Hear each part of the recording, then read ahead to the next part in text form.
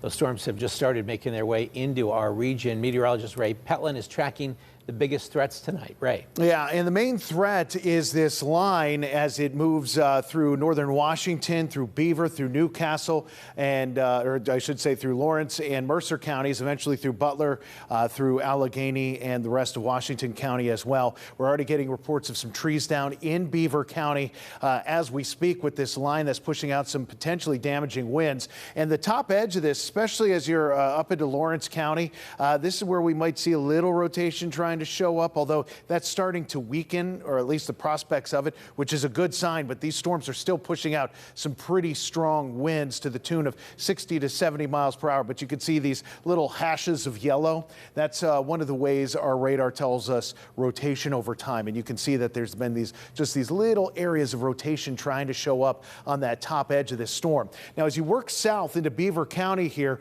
still some potentially damaging winds, likely damaging winds, I should say, especially considering how wet the ground is. It doesn't take as much of a wind gust to knock over a tree or utility pole in a case like this. So we're pushing out some wind gusts at 60, potentially 70 miles per hour around Beaver. Good news is, as you get to the bottom of this storm, you'll notice it's sort of lagging behind. That's a sign that the bottom edge is starting to lose some intensity. We're still going to watch that. The warning continues here for the next little bit on the southern part of this storm. The top part continues till midnight and may get extended even farther west. But as it times out right now, 11:25 for its arrival in Cranberry, 11:30, 11:35 downtown Pittsburgh.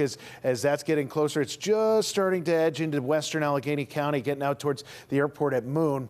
And Penn Hills, 11:47 for you. Greensburg, this is going to be arriving after midnight if the warnings hang on. Now, you can see back in Ohio, there's lots of damage reported, and these damage reports keep coming in. And we're just getting some of the preliminary damage reports for Beaver County, so they don't show up here on the map just yet. The leading edge is the main concern here.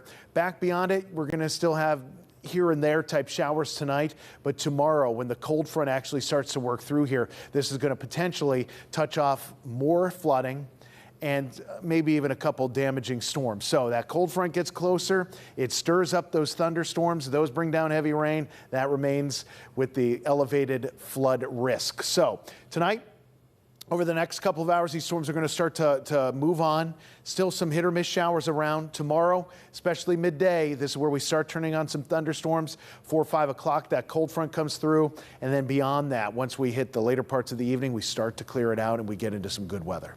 Tonight, going down to the upper 60s, maybe a couple low 70s in there. But overall, it's these storms, a few more trying to work through. And when you see a few storms, don't let that downplay you. That's just not what we're going to be dealing with the whole entire night. So we're going to get through these storms. We'll see some clearing at times and maybe some passing showers from time to time. Then we get into tomorrow, which is our KDKA First Alert Weather Day, for the prospects of more flooding. Won't rule out a gusty thunderstorm there either.